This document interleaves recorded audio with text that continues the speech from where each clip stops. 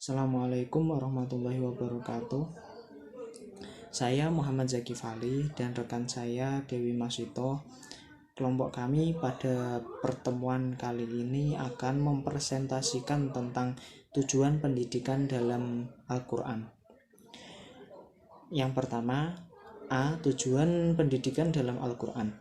Tujuan pendidikan pada dasarnya merupakan tujuan tertinggi atau terakhir, yaitu tujuan yang tidak ada lagi tujuan di atasnya.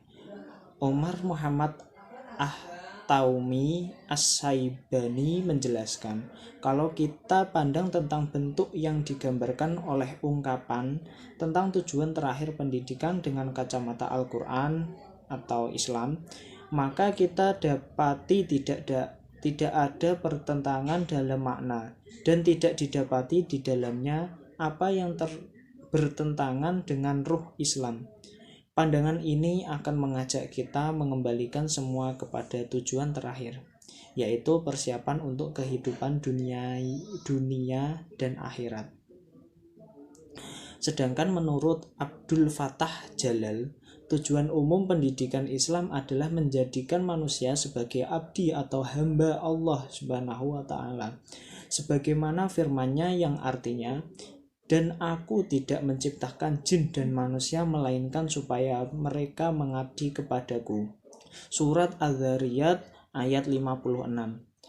Quraish Shihab dengan analisis tafsirnya menyatakan bahwa tujuan pendidikan menurut Al-Quran adalah membina manusia secara pribadi dan kelompok, sehingga mampu menjalankan fungsinya sebagai hamba Allah dan khalifahnya, guna membangun dunia ini sesuai dengan konsep yang ditetapkan Allah, atau dengan kata yang lebih singkat dan sering digunakan Al-Quran, untuk bertakwa kepada Allah Subhanahu wa Ta'ala.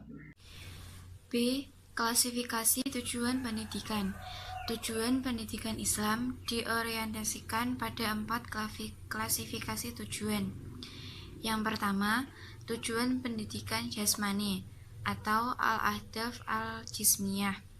Tujuan ini digunakan untuk mempersiapkan diri manusia sebagai pengemban tugas khalifah di bumi melalui pelatihan keterampilan fisik atau memiliki kekuatan dari segi fisik.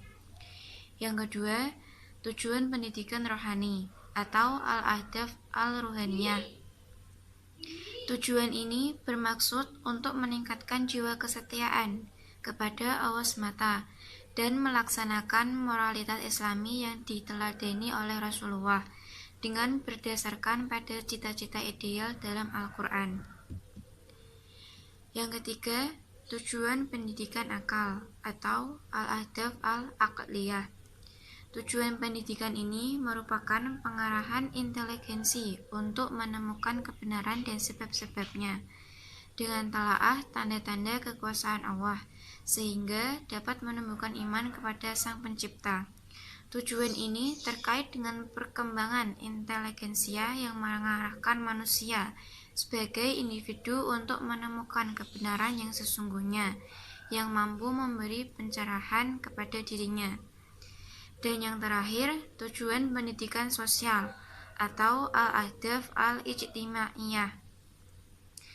Tujuan pendidikan secara sosiologis adalah untuk membentuk kepribadian yang utuh yang meliputi substansi fisik dan psikis manusia. Kepribadian yang utuh di sini tercermin sebagai manusia yang hidup pada masyarakat yang heterogen. C. Pentingnya menuntut pendidikan. Keutamaan ilmu, belajar, dan mengajarkan ilmu sangat penting dalam Islam. Rasulullah SAW bersabda, "Tolabul ilmi faridotun ala kulli muslimin." Terlebih di dalam Al-Quran juga telah dijelaskan mengenai pentingnya menuntut ilmu, yakni untuk bekal di dunia maupun di akhirat. Beberapa keutamaan orang berilmu, yakni 1. Orang berilmu diangkat derajatnya. 2. Orang berilmu takut kepada Allah Subhanahu wa Ta'ala. 3. Orang berilmu akan diberi kebaikan di dunia dan di akhirat. 4. Orang berilmu mendapatkan pahala. Sekian presentasi dari kelompok kami. Terima kasih.